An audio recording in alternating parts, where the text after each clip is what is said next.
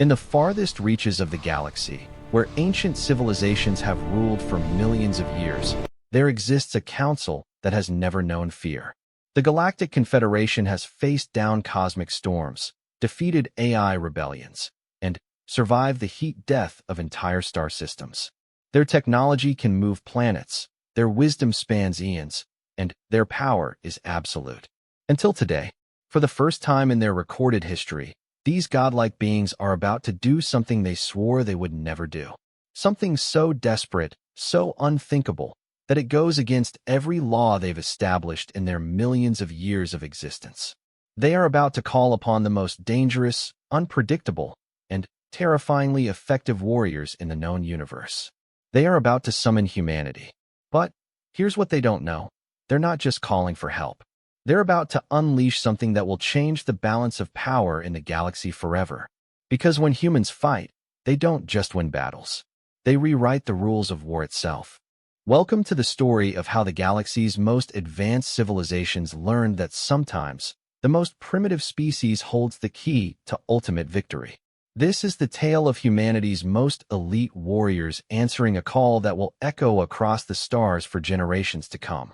The question isn't whether humanity will save the galaxy.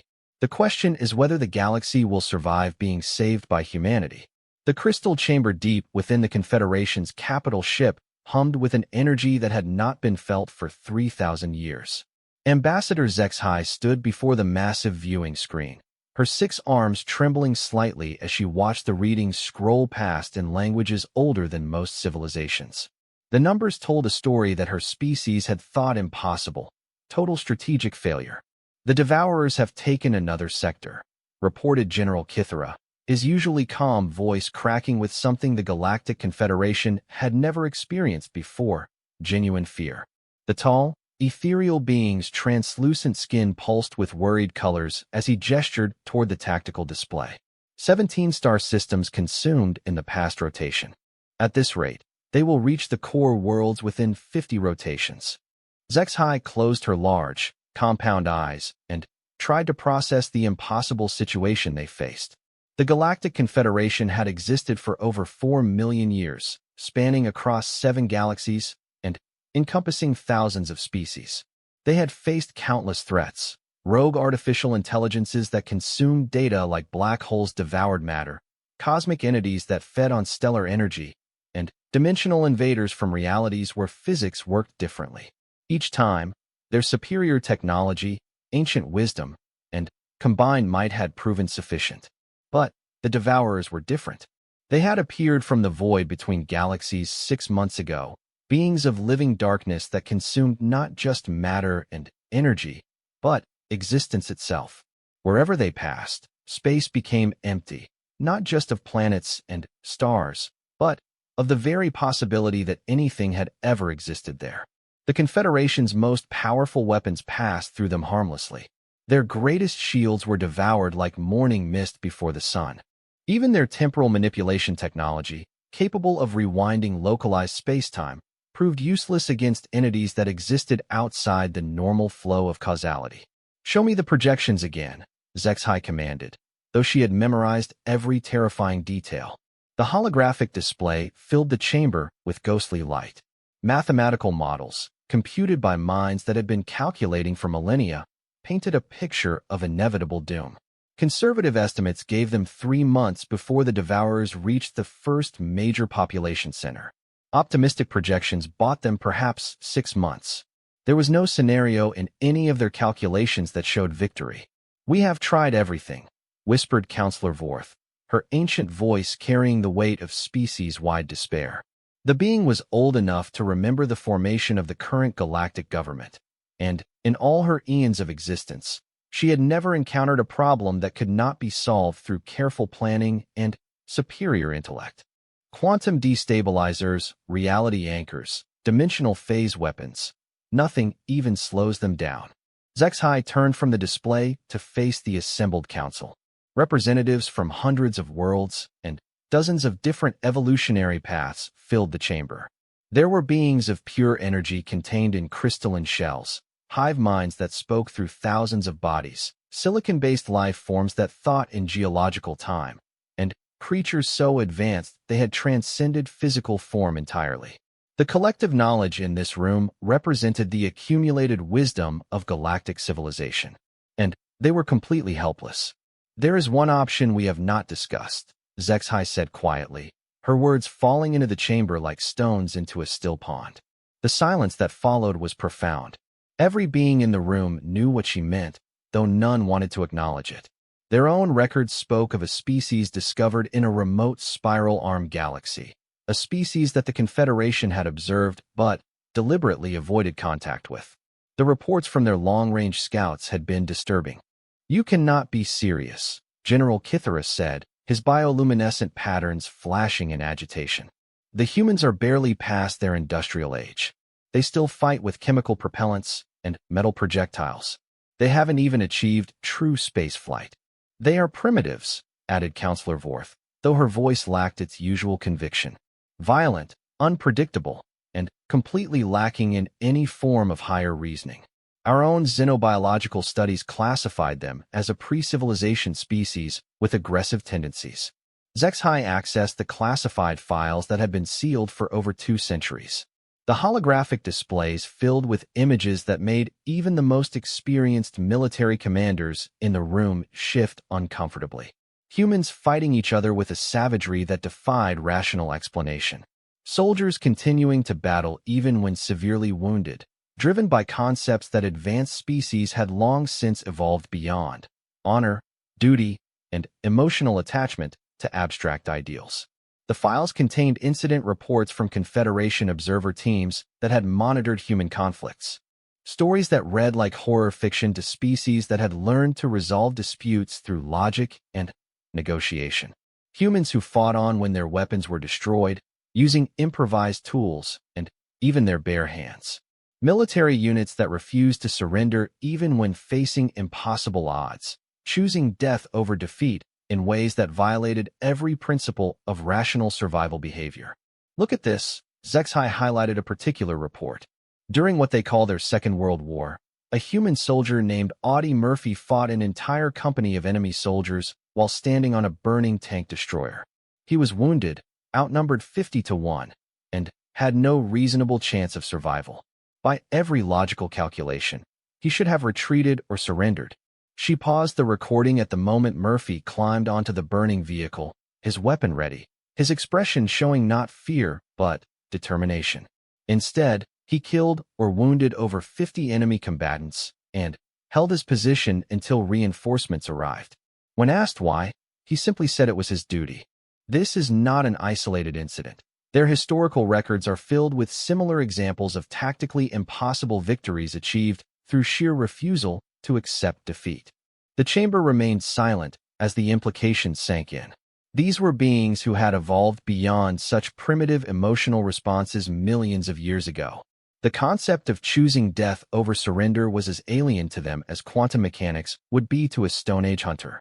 "But their technology is primitive," protested Commander Thexel, a being whose species had mastered interstellar travel while humans were still discovering fire. "What could they possibly do against devourers that our most advanced weapons cannot?" Zexhai brought up another file, this one containing analysis of human military doctrine. "Our strategic computers have run thousands of simulations of human combat behavior. The results are anomalous. Humans consistently achieve victory conditions that should be mathematically impossible. They adapt to new situations faster than any other species in our records. They fight more effectively when faced with overwhelming odds. And they display a capacity for what they call thinking outside the box that our most advanced tactical algorithms cannot predict or replicate." The display showed battlefield reconstructions from human conflicts, analyzed by Confederation military theorists. Scenarios where human commanders had achieved victory through methods so unconventional that advanced alien strategists had initially dismissed the reports as errors in data translation.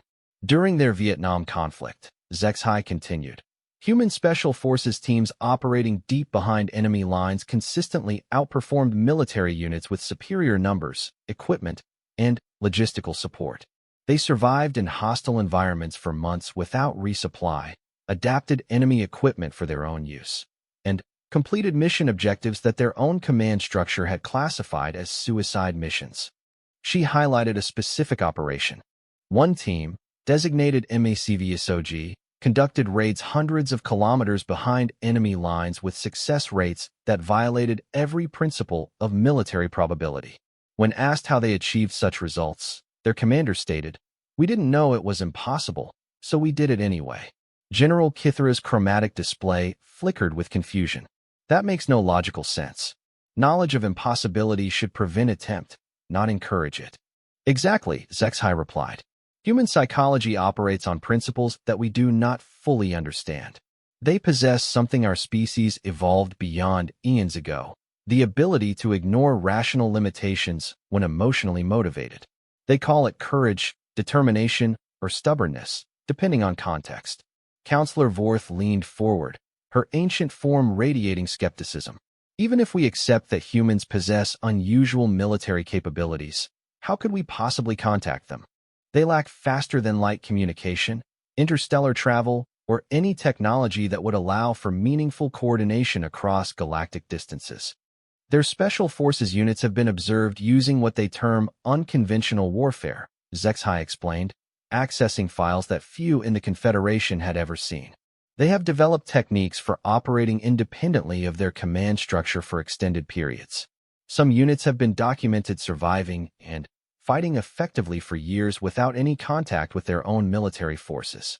The holographic display showed grainy footage captured by long-range Confederation observation drones. Human soldiers moving through terrain that would challenge most sapient species, carrying equipment that was primitive but obviously effective, working together with a coordination that seemed almost telepathic. These are their elite units, she continued. Soldiers selected not just for physical capability, but for psychological traits that our own military has classified as borderline pathological: extreme loyalty, irrational persistence, and the ability to function effectively under conditions of severe stress and isolation. One council member, a crystalline being whose thought processes operated at near-light speed, chimed with harmonic skepticism. Your proposal is to somehow transport primitive warriors across intergalactic space to fight entities that our most advanced civilizations cannot damage? The logistics alone make this impossible. Zexhai had anticipated this objection. Not impossible.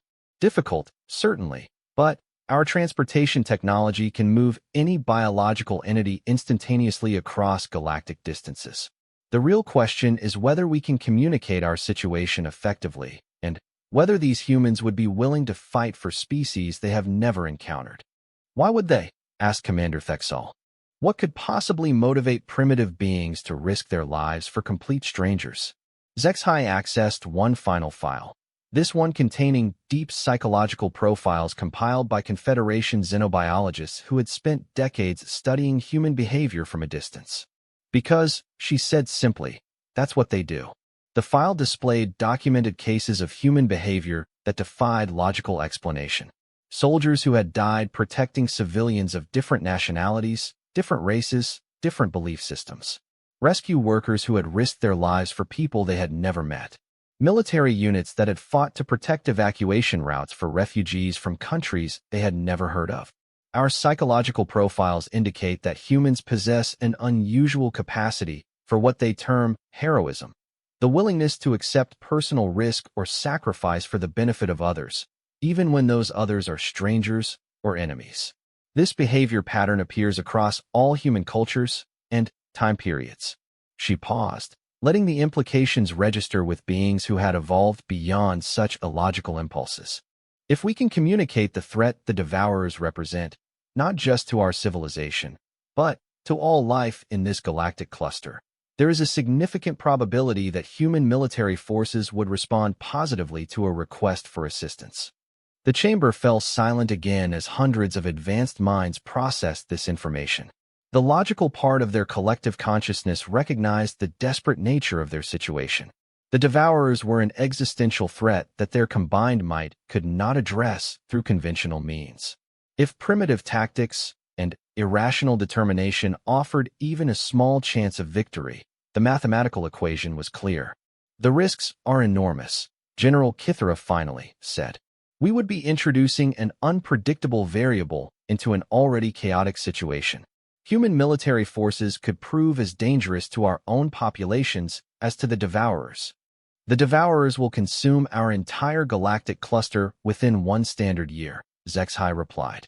At that point, the risk of human unpredictability becomes irrelevant. Counselor Vorth, her ancient wisdom weighing the unprecedented decision, spoke with the authority of someone who had guided galactic policy for millennia. If we choose this path, there will be no returning from it. Once we contact these humans, once we introduce them to galactic civilization and the technologies that make interstellar warfare possible, we will have permanently altered the balance of power in this universe. The balance of power is already permanently altered, HFY pointed out. The Devourers have seen to that. The vote, when it finally came, was closer than anyone had expected. Species that had never disagreed on major policy questions found themselves divided between logical caution and desperate hope. In the end, survival instinct overcame philosophical concerns by a narrow margin.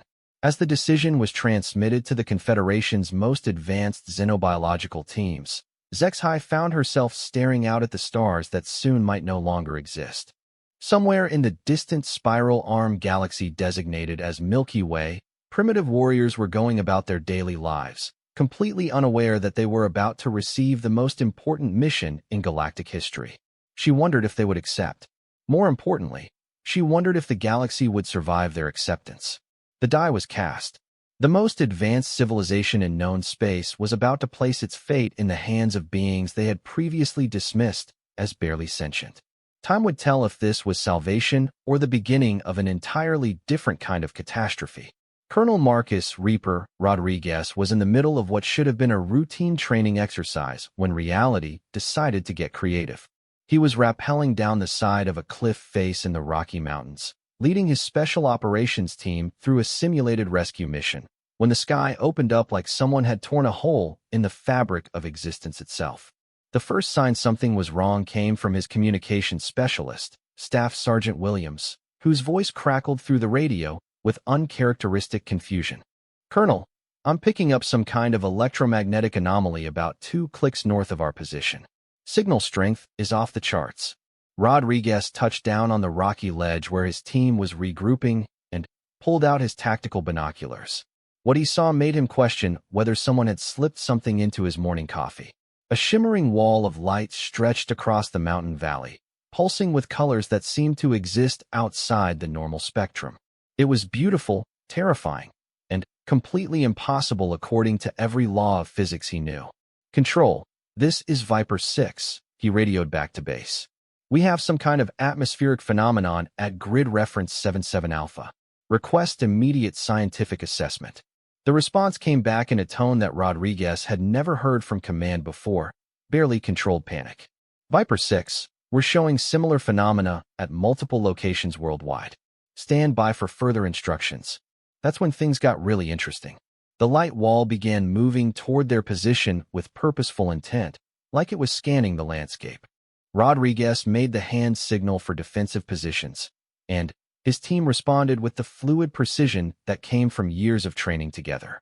They had worked as a unit through 3 different conflicts, survived situations that existed only in the nightmares of military planners, and trusted each other with the kind of absolute faith that only came from shared life and death experiences.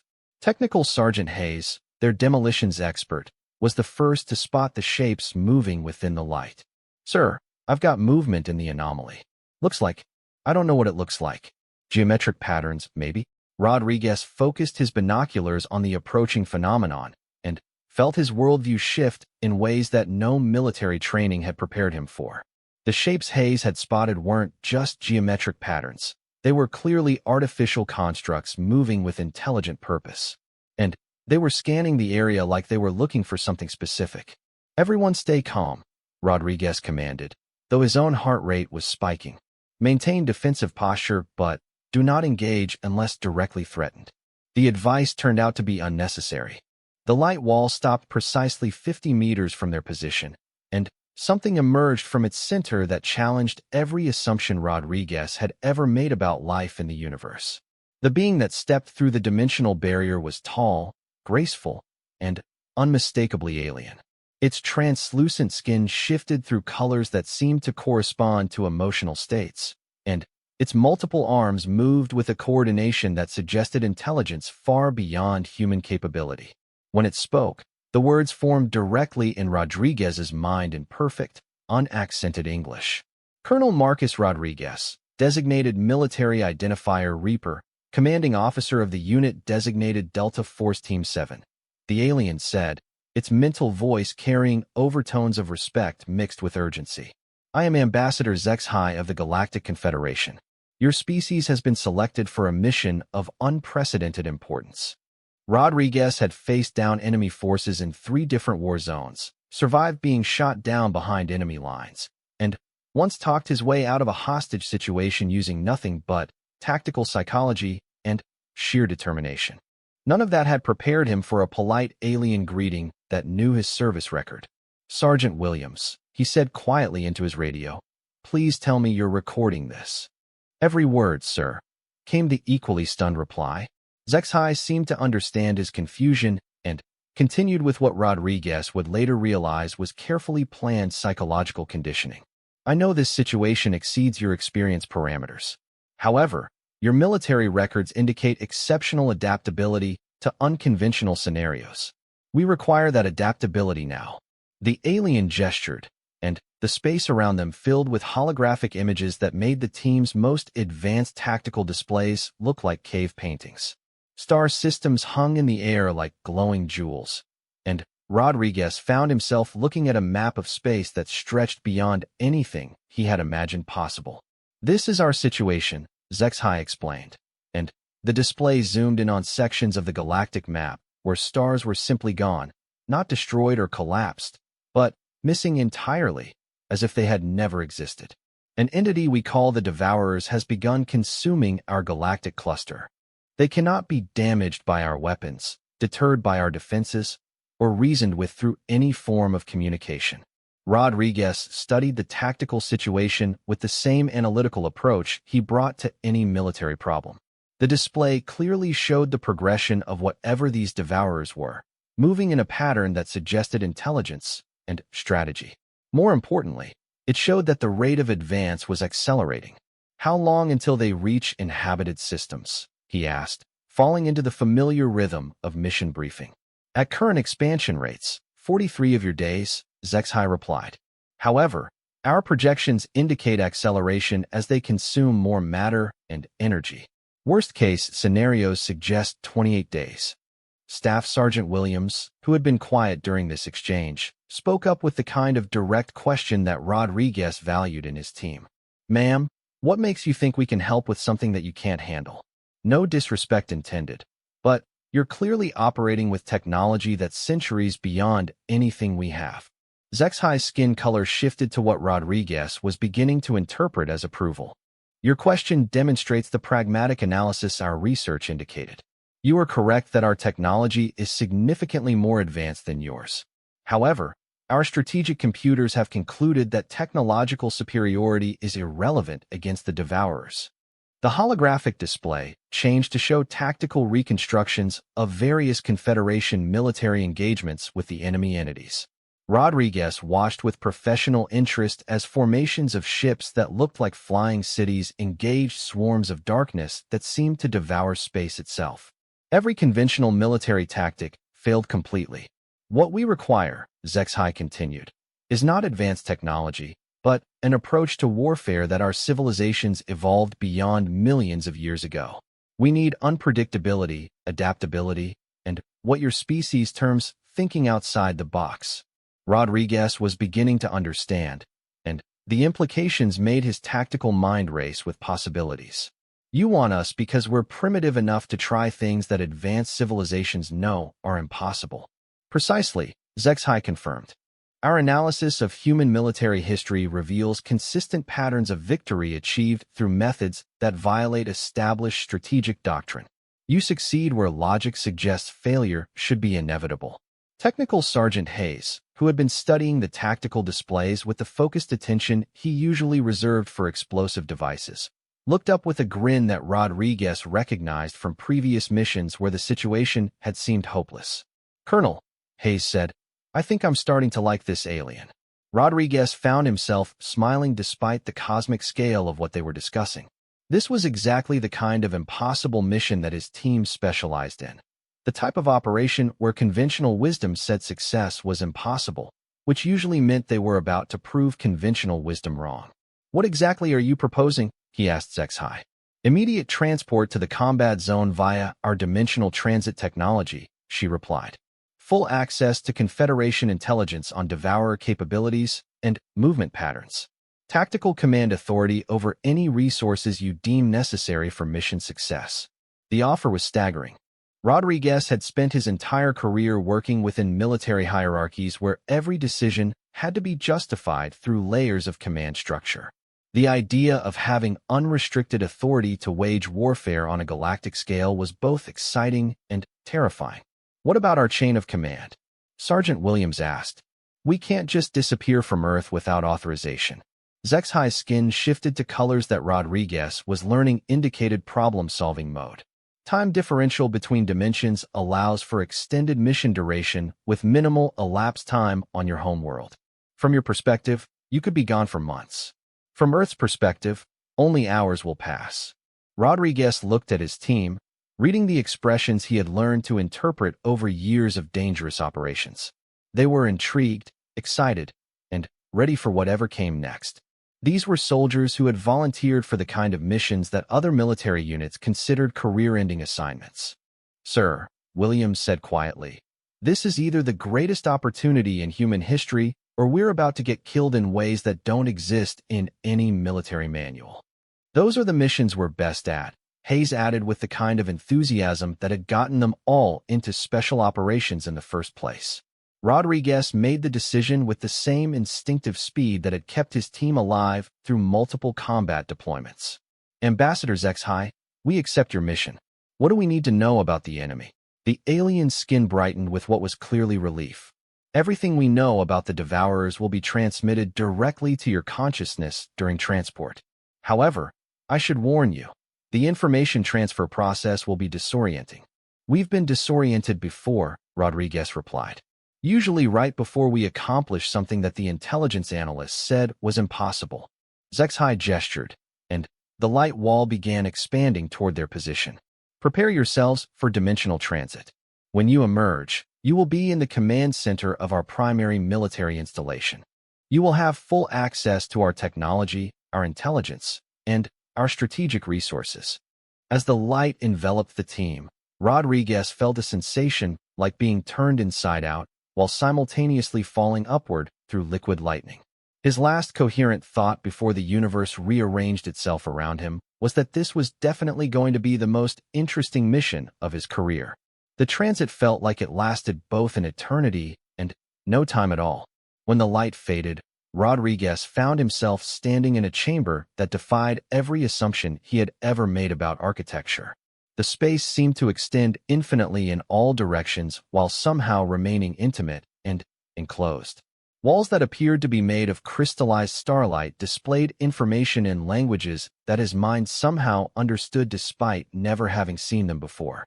His team materialized around him with the kind of tactical positioning that came from years of training together, weapons ready, and alert for threats. The information download Zexhai had mentioned hit them all simultaneously. A flood of knowledge about galactic politics, devourer capabilities, and strategic situations that would have taken months to brief through conventional means. Rodriguez processed the tactical intelligence with growing excitement. The Devourers were definitely a serious threat, but they operated according to patterns that human special operations doctrine was specifically designed to counter. They moved predictably, relied on overwhelming force rather than tactical flexibility, and had never encountered opponents who specialized in asymmetric warfare. "Well," he said to his team as they absorbed their first view of the Galactic Command Center, "looks like we're about to find out if Special Forces training works on a cosmic scale." Hayes was already studying the alien weapon systems with the fascinated attention of an expert in controlled destruction.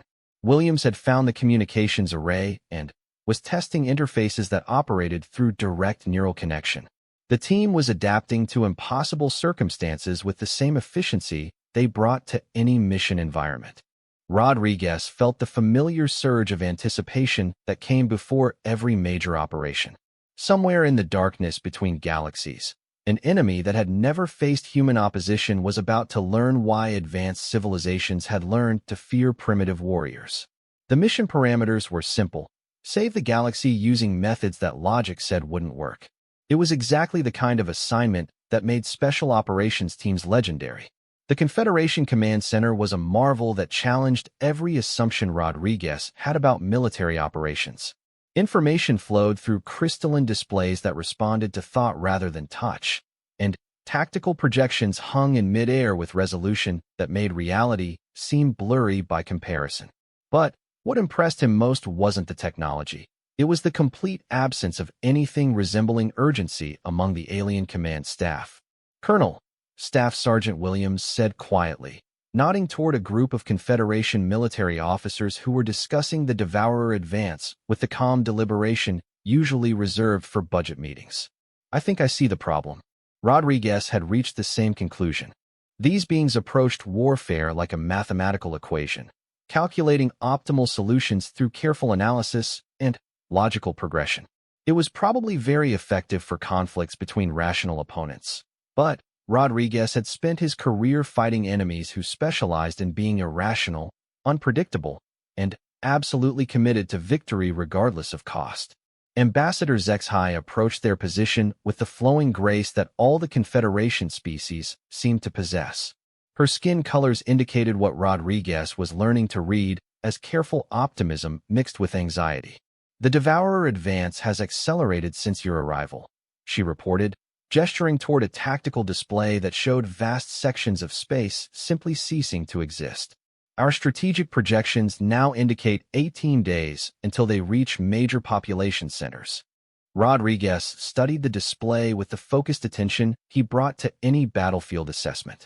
The enemy movement pattern showed clear intelligence and strategic thinking, but it also revealed something that made his tactical instincts start buzzing with possibilities. "They're following the most efficient path between major energy sources," he observed, tracing the Devourer route with his finger. "Star systems, galactic cores, anything with high energy density. They're not randomly consuming space. They're following a logical progression."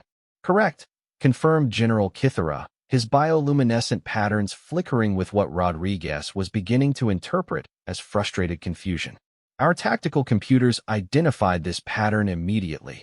However, we have been unable to devise any strategy that exploits this predictability."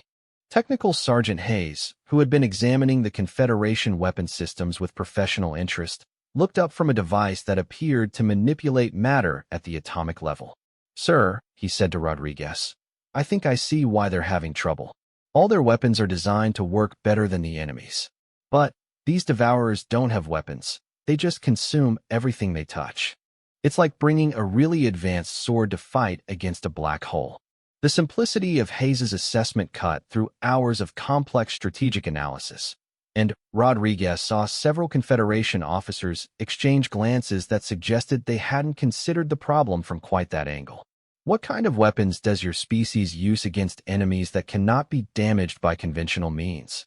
HFY asked, her skin colors shifting to indicate genuine curiosity. Rodriguez found himself grinning with the kind of anticipation that usually preceded his most successful missions.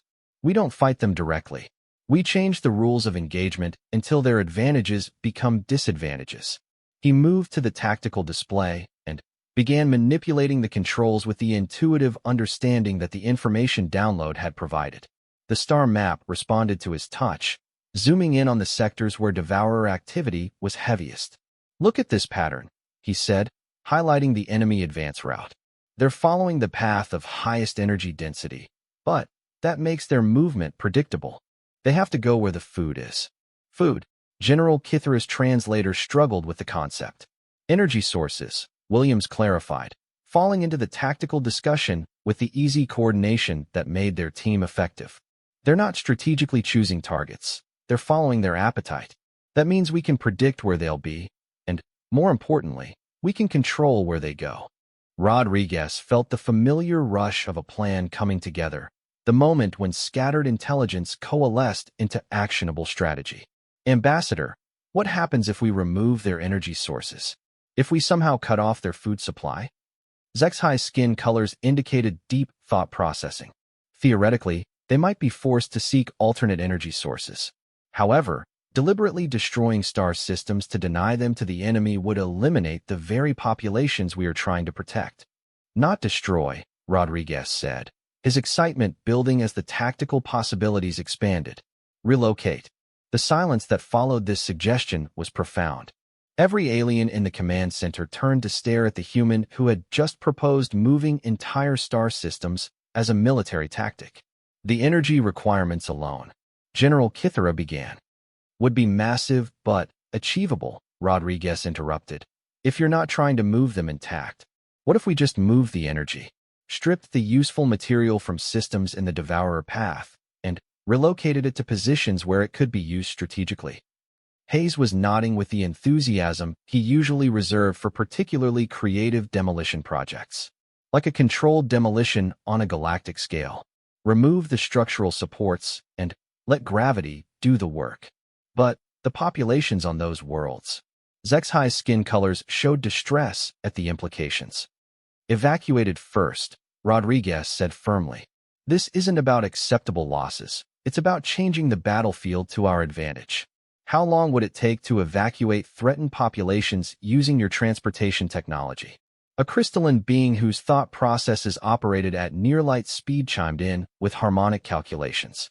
Full evacuation of threatened systems could be accomplished in 72 hours with total deployment of our transportation fleet.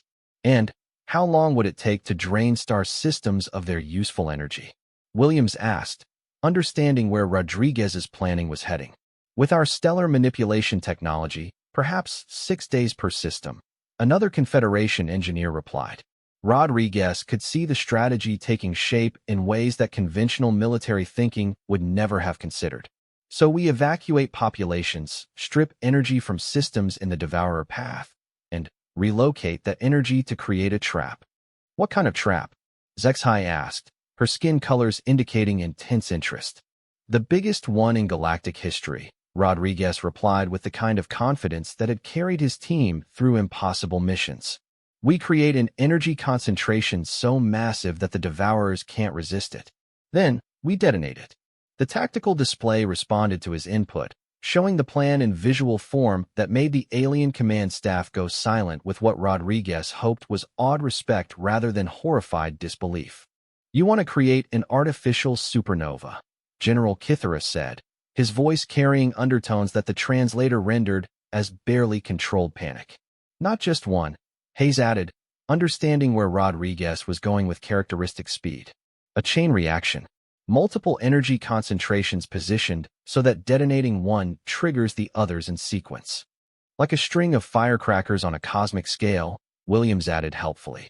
Rodriguez highlighted the proposed trap positions on the tactical display. The Devourers follow energy gradients, right? So we give them the biggest energy gradient in galactic history. They'll be drawn into the trap by their own feeding instinct. Even if such a plan were technically feasible, Counselor Vorth's ancient voice carried the weight of millions of years of cautious planning. The destruction would be unprecedented. You're proposing to deliberately cause stellar-level explosions across multiple sectors of space. Better than letting the Devourers consume those same sectors plus everything else in the galaxy, Rodriguez pointed out with the pragmatic logic that special operations demanded. Zexai's skin colors cycled through patterns that Rodriguez was learning indicated rapid calculation and risk assessment. The engineering requirements would push our technology to its absolute limits. The energy manipulation alone would require coordination between hundreds of worlds and thousands of specialist teams. But it's possible. Rodriguez pressed. Theoretically, yes, she admitted, her reluctance clear in every chromatic shift. Rodriguez turned to his team, reading their expressions with the automatic understanding that came from years of shared danger. They were excited, slightly terrified, and absolutely committed to making this impossible plan work. Sir, Williams said quietly, This is either going to be the most spectacular victory in military history or the most spectacular failure. Those are usually the same thing with our missions. Hayes replied with the kind of enthusiasm that made conventional military officers nervous. Rodriguez made the decision with the same instinctive confidence that had guided every successful operation of his career. Ambassador HFY, we need complete authority to coordinate this operation. No committee decisions, no prolonged debate, and no second-guessing from headquarters. You're asking for unprecedented command authority, General Kithera pointed out. I'm asking for the authority necessary to save your galaxy, Rodriguez corrected. Your conventional approach isn't working. Our unconventional approach might. But only if we can implement it without having to justify every decision through layers of bureaucracy. The aliens exchanged communications in frequencies that human hearing couldn't detect, a rapid discussion that probably covered thousands of years of military protocol and political precedent. Finally, HFY's skin brightened with decision. You have command authority for all resources necessary to implement your strategic plan, she announced. The fate of our civilization is now in your hands. Rodriguez felt the familiar weight of responsibility that came with every major mission, amplified to a scale that no human had ever experienced before. Somewhere in the darkness between galaxies, entities of living void were consuming reality itself, following patterns of behavior that made them predictable to minds trained in asymmetric warfare. Hayes, he said, falling into the command rhythm that had guided his team through impossible situations. I need you to work with their engineering teams on the technical requirements for creating controlled stellar detonations. Williams, coordinate with their evacuation specialists, and make sure we can move entire populations faster than they've ever been moved before. His team responded with the immediate efficiency that made special operations teams legendary, moving to their assigned tasks with the confidence that came from absolute trust in their commander's tactical judgment. Rodriguez turned back to the galactic display, studying the enemy advance patterns with the focused attention of a hunter tracking dangerous prey. The Devourers had never encountered opponents who specialized in turning disadvantages into advantages, who fought most effectively when facing impossible odds. They were about to learn why advanced civilizations had learned to fear primitive tactics.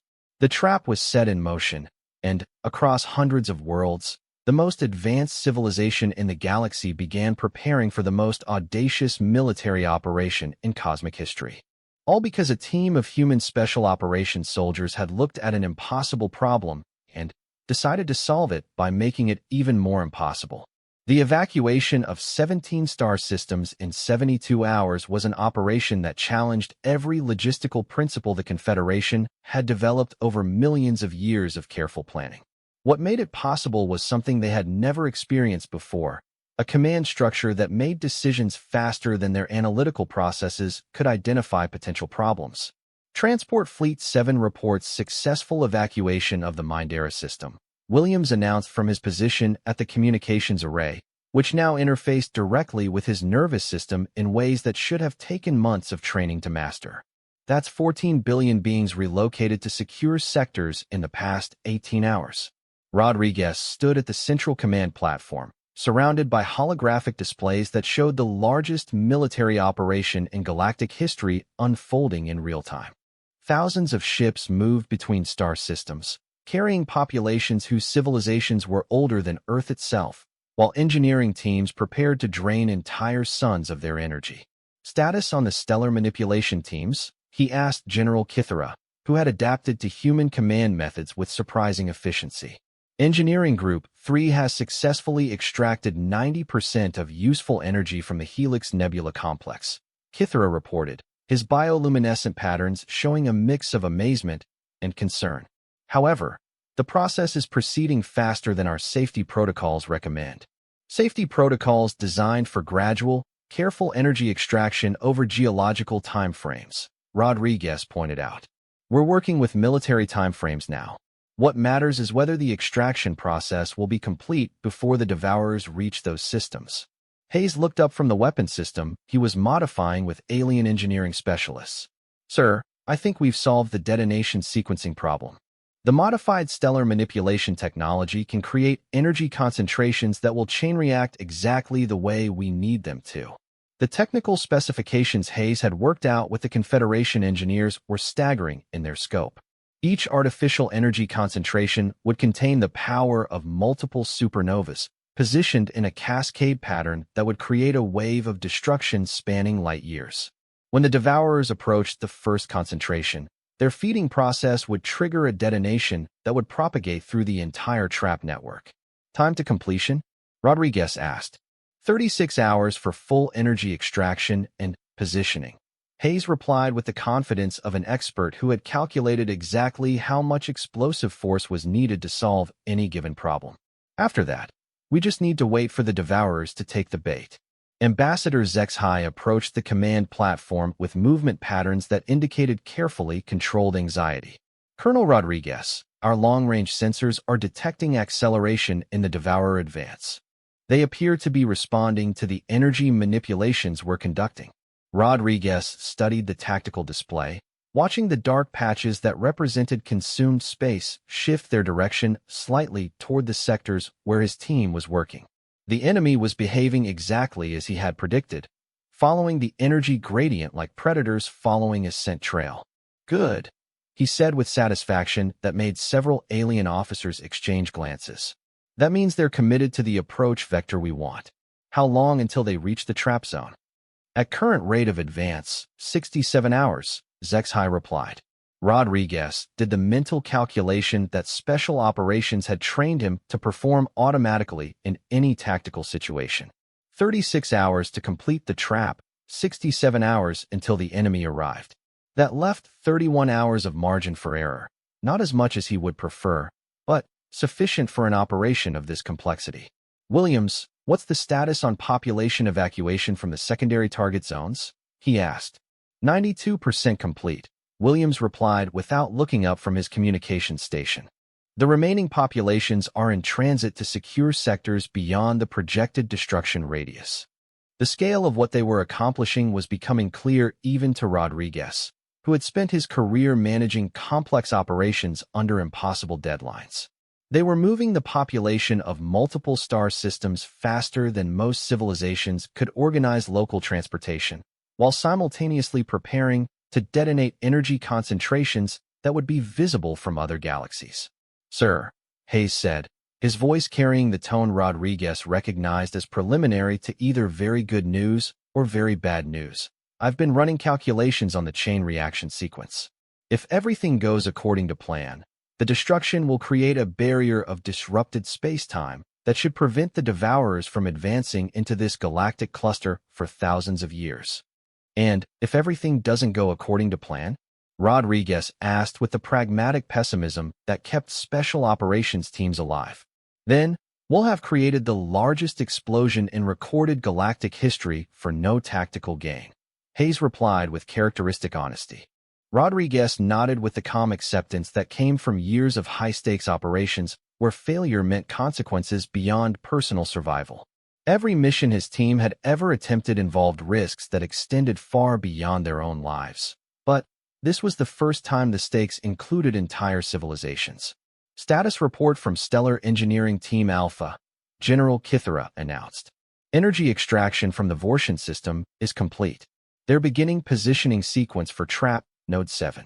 The holographic display showed the slow, careful process of moving concentrated stellar energy into precise positions across light years of space. Each energy concentration had to be placed with mathematical precision to ensure the chain reaction would propagate correctly, while remaining far enough apart that premature detonation wouldn't compromise the entire operation. Colonel, Counselor Vortha's ancient voice carried undertones of deep concern. Our projections indicate that successful completion of your plan will fundamentally alter the structure of local spacetime. The gravitational effects alone will be felt across multiple galactic sectors. Rodriguez considered this information with a tactical mindset that evaluated every factor in terms of mission success rather than long-term consequences. Will those alterations prevent the Devourers from continuing their advance? Almost certainly, Vorth replied. Then, we proceed as planned, Rodriguez decided with finality that ended further debate. Zexhai moved closer to the command platform, her skin colors indicating the need for private communication. Colonel, there is one factor we have not discussed. Our strategic computers cannot calculate the probability of your plan's success because human tactical methods operate outside their analytical parameters. Rodriguez turned to meet her gaze, understanding what she was really asking. You want to know if I think this will work? Yes, she replied simply.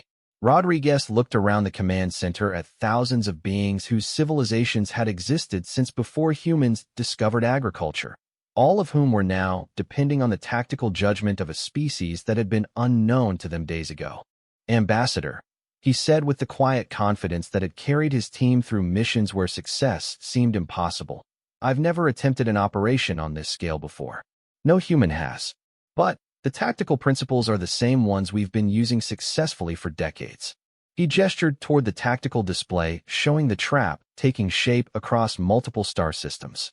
Create an irresistible target, channel the enemy into a kill zone, and detonate enough explosive force to ensure nothing survives the engagement. The scale is different, but the strategy is proven. Hayes looked up from his weapons calculations with the grin Rodriguez recognized as indicating complete confidence in controlled destruction. Sir, I've blown up a lot of things that people said couldn't be blown up. This is just the biggest explosion I've ever planned. Williams added his own assessment from the communication station. The logistical coordination is working better than any operation I've participated in. Having technology that responds to thought instead of manual input cuts reaction time by several orders of magnitude. Rodriguez nodded, satisfied with his team's assessment. They were operating at the peak of their capabilities, with resources beyond anything they had imagined possible, facing an enemy that had never encountered asymmetric warfare tactics. 34 hours until trap completion, he announced to the command center. All teams maintain current operational tempo. No changes to the timeline unless I authorize them personally. The alien command staff responded with the efficiency they had developed over the past 3 days of working under human command methods. Decisions were made immediately, resources were allocated without committee discussion, and problems were solved through direct action rather than careful analysis. Incoming transmission from Engineering Group 5, Williams reported. They've completed energy concentration positioning for nodes 12 through 15, requesting permission to begin final calibration sequence. Granted, Rodriguez replied without hesitation. Tell them to proceed to next target system immediately after calibration is complete. As the operation continued around him, Rodriguez found himself thinking about the nature of what they were attempting. The Confederation had existed for millions of years, accumulating knowledge and wisdom that spanned cosmic time frames. They had solved problems through patient analysis, careful planning, and logical progression that avoided unnecessary risks. But sometimes, problems required solutions that couldn't be reached through careful analysis. Sometimes, victory belonged to whoever was willing to take the most outrageous risks in pursuit of tactical advantage. The Devourers were about to discover why human special operations teams had earned a reputation for achieving impossible objectives through methods that made conventional military strategists nervous. Sir, Williams said, long-range sensors are detecting something new in the Devourer advance pattern. They appear to be excited. Rodriguez studied the sensor data with growing satisfaction. The enemy was accelerating toward the energy concentrations his team had created, drawn by the prospect of consuming more power than they had ever encountered before. They're taking the bait, he confirmed with the tactical certainty that came from successful prediction of enemy behavior. Maintain current operations. In 34 hours, we're going to find out if Special Forces training scales up to galactic warfare. The trap was almost complete, and, across dozens of star systems, the largest military deception in cosmic history was about to test whether primitive tactics could defeat entities that consumed reality itself. The final hours before contact stretched like elastic time, each minute feeling both endless and instant. Rodriguez stood in the command center watching long-range sensors track the Devourer advance toward the trap zone, while around him the most advanced civilization in the galaxy waited for 3 humans with primitive tactical training to either save their universe or destroy it trying. 37 energy concentrations positioned and synchronized, Hayes reported from his weapons control station, speaking with the calm professionalism he brought to all his demolition work, regardless of scale. Chain reaction sequence confirmed. When the first node detonates, the cascade will propagate through all 37 positions within 14 seconds. Evacuation status? Rodriguez asked Williams. 100% complete, came the immediate reply. Last transport cleared the destruction radius 8 hours ago. All populations relocated to secure sectors beyond the projected blast effects. Rodriguez nodded, satisfied with the tactical preparation, but knowing that the real test was about to begin. Every military operation depended on accurate intelligence about enemy capabilities, but the Devourers represented an unknown factor that no amount of analysis could fully predict. Distance to trap zone? He asked General Kithera. 17 light years, and closing. Kithera replied, his bioluminescent patterns showing nervous energy despite millions of years of evolutionary advancement beyond such primitive emotional responses. At current rate of advance, contact in 47 minutes. Ambassador Zexhai approached the command platform with movement that Rodriguez had learned to interpret as carefully controlled anxiety mixed with profound respect. Over the past week, he had watched her opinion of human capabilities evolve from dismissive curiosity to genuine appreciation for methods that violated every principle of advanced military science. "Colonel," she said, "our sensor arrays are detecting massive energy fluctuations in the Devourer formation. They appear to be anticipating the energy concentrations we've prepared." Rodriguez studied the sensor data with the focused attention he brought to any intelligence about enemy behavior. The dark entities were moving faster than before, their advance showing signs of what could only be described as eagerness. They were approaching the trap exactly as he had predicted, drawn by their feeding instinct toward the largest energy concentration in galactic history. "Good," he said with satisfaction that made several alien officers exchange glances. Predictable enemy behavior is the foundation of successful tactical planning. "Sir," Hayes added with characteristic optimism about controlled destruction, "if they're that excited about the energy we've concentrated, they're going to love what happens when it all detonates simultaneously." Williams looked up from his communications array with an expression Rodriguez recognized as preliminary to important tactical intelligence. "Colonel, I'm getting readings that suggest the Devourers are communicating with each other. Some kind of coordination signal passing between different parts of their formation." This was new information, and Rodriguez processed it with the rapid analysis that special operations demanded. Enemy coordination suggested intelligence beyond simple feeding instinct, which meant the possibility of tactical adaptation if they detected the trap before entering the kill zone. "Range to first energy concentration?" he asked. 2 light years, Kithera replied. "Time to detection range for trap activation?" "Approximately 7 minutes, the alien general confirmed. Rodriguez made the calculation that determined success or failure for operations of this type.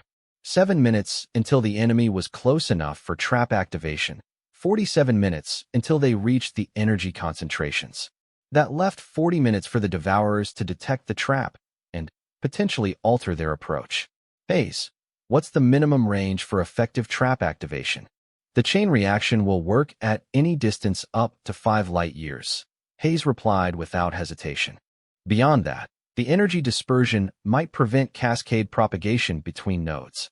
Rodriguez studied the tactical display showing Devourer positions relative to trap nodes. The enemy was approaching in a formation that suggested coordination, but also indicated they were focused entirely on the energy concentrations ahead of them. Their attention was directed forward, not on analysis of the space they were traveling through. "They're committed to the approach vector," he announced with growing confidence. "Maintain current positions and prepare for trap activation on my command." The minutes that followed tested every principle of patience that special operations had taught him.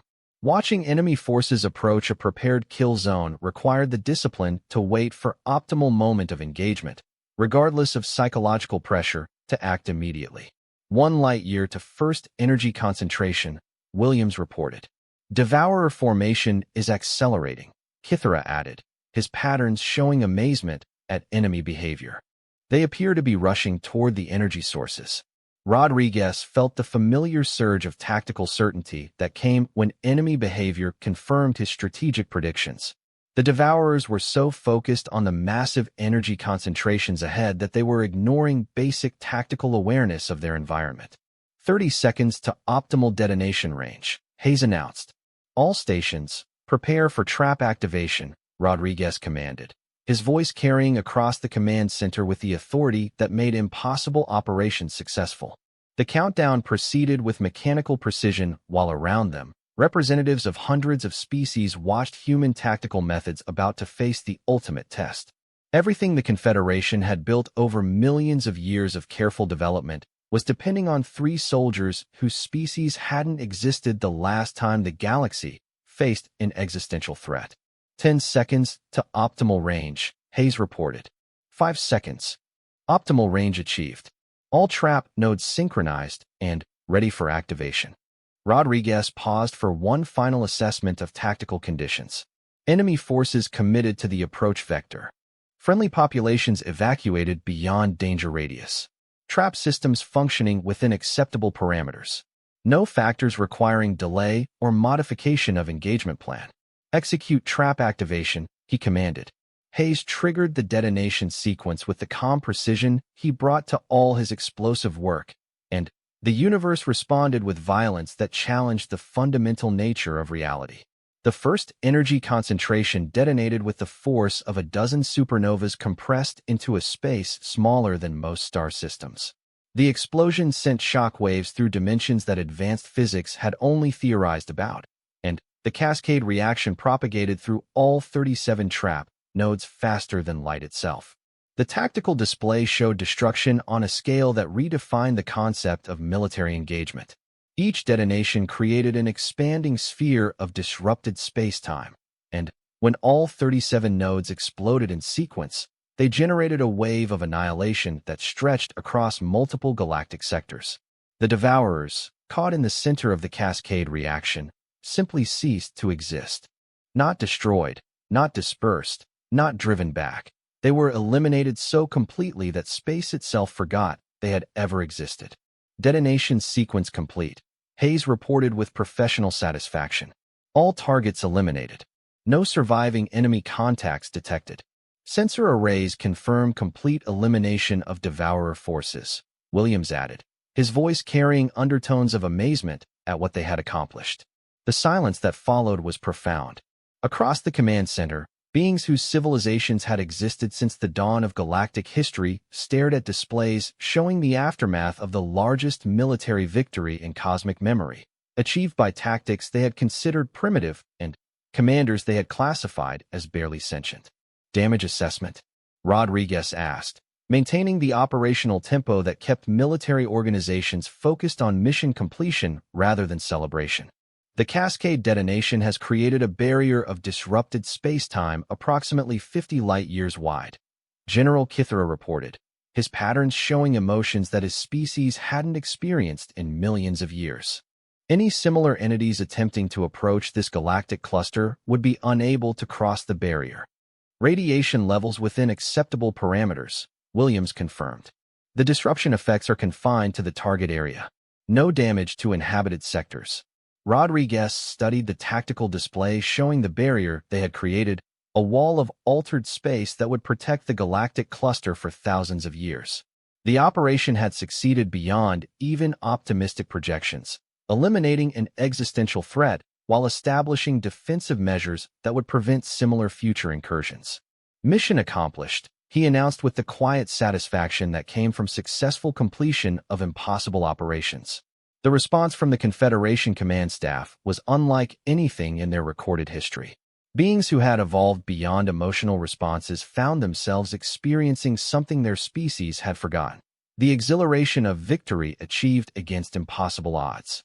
Ambassador Zexhai approached the command platform with movement that indicated profound gratitude mixed with newfound respect for capabilities she was still learning to understand. "Colonel Rodriguez," she said, "your species has accomplished something that our combined civilizations believed impossible. You have not only saved our galactic cluster, but demonstrated tactical principles that will change how we approach military challenges for millennia to come." Rodriguez looked around the command center at aliens whose technology could manipulate matter at the quantum level, whose knowledge spanned cosmic time frames, and whose wisdom had guided galactic civilization for longer than human history existed. Ambassador, he replied with the pragmatic honesty that special operations demanded. You called us because your conventional approaches weren't working. Sometimes the best solution to an impossible problem is to make it even more impossible. Hayes looked up from his weapons systems with the grin that appeared after every successful demolition project. Besides, we specialize in operations where the mission briefing starts with "this is tactically impossible" and ends with "accomplish it anyway." Williams added his own assessment from the communication station. The technology you provided made the execution possible, but the strategic concept came from training that assumes victory is achievable regardless of apparent limitations. Rodriguez nodded, understanding that what they had accomplished would become part of both human and galactic military history.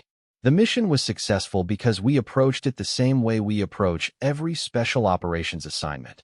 Identify the enemy's advantage, find a way to turn that advantage into a weakness, and apply sufficient force to ensure mission success. Zexhai's skin colors shifted through patterns that Rodriguez was learning indicated deep contemplation.